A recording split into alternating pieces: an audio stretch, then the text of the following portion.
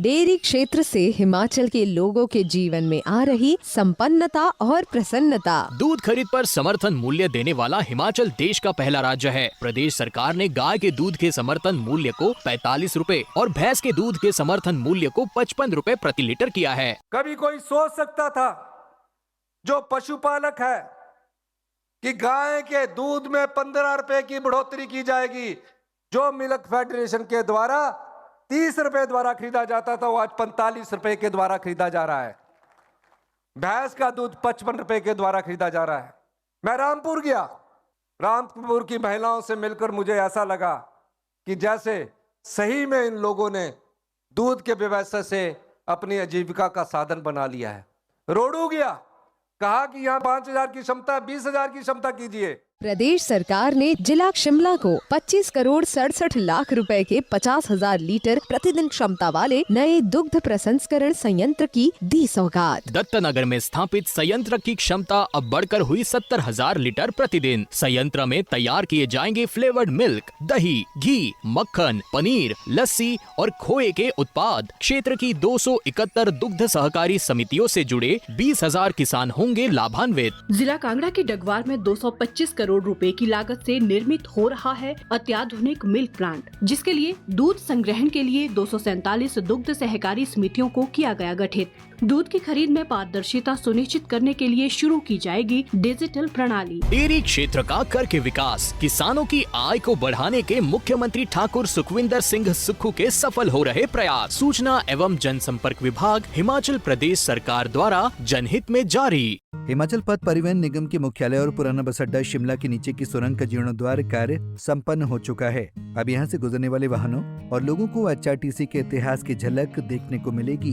सौंदर्यीकरण से 1958 की बस से लेकर इलेक्ट्रिक HRTC की बस पेंटिंग देखने को मिलेगी। ऐसा पहली बार हुआ है जब टनल पर HRTC का इतिहास उकेरा गया है। इस सौंदर्यीकरण का डिजाइन हेम चटर्जी ने तैयार किया है, जबकि टनल में सौंदर्यीकरण का कार्य ऊना सुनील कुमार सूरी ने किया है। टनल के एक तरफ बसों के मॉडल दर्शाए गए हैं, जबकि दूसरी तरफ यात्रियों की उम्मीदों को दिखाया गया है। इस सौंदर्यीकरण में हिमाचली लुक को ध्यान में रखते हुए रंगों का इस्तेमाल किया गया है। आर्टिस्ट सुनील सूरी की माने तो इस कार्य के दौरान गुणवत्तापूर्ण रंगों का इस्तेमाल किया गया है, जो कि 7 से 10 साल तक प्रभावी रहते हैं। यहाँ पर काम करना चुनौती भरा था, क्योंकि काफी व्यस्त टनल है। ऐसे में रात को ही अधिक काम हो पाता था।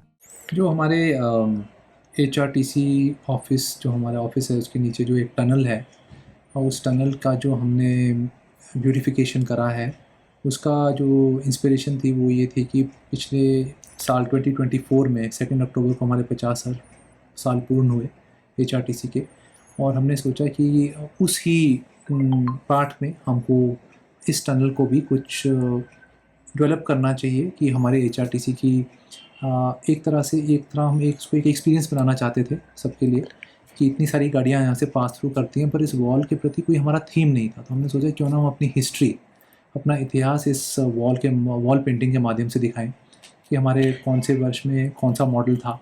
तो अगर आप देखेंगे दीवार के एक साइड पे हमने अपने बस के सारे मॉडल्स दिखाए हुए हैं, 1974 से लेकर हमारी जो 2016 की जो इलेक्ट्रिक बस आई है, वो उसमें बीच में कम से कम 4 या 5 बार हमारी फ्लीट का विस्तारीकरण हुआ है। तो उसको एक तरफ से कैप्चर किया गया है।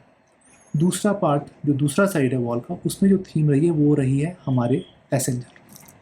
और तभी आप देखेंगे एक तरफ बस के मॉडल्स को डेडिकेटेड है और दूसरी तरफ हमने सारे पैसेंजर्स पे फोकस रखा है कि पैसेंजर्स की क्या उम्मीद होती है एक पब्लिक ट्रांसपोर्ट के साथ। हमने कोशिश की है कि इन वॉल्स का जो यूज़ है थोड़ा एक इमेजिनेटिव, रचनात्मक तरीके में किया जाए, क्योंकि अगर आप राइट साइड पे देखेंगे तो जो विंडोज़ हैं उनको हमने उस पर एक दो बसें बना दी और विंडोज़ को एक तरह से हमने बस का ही की रूपरेखा उसमें दे दी।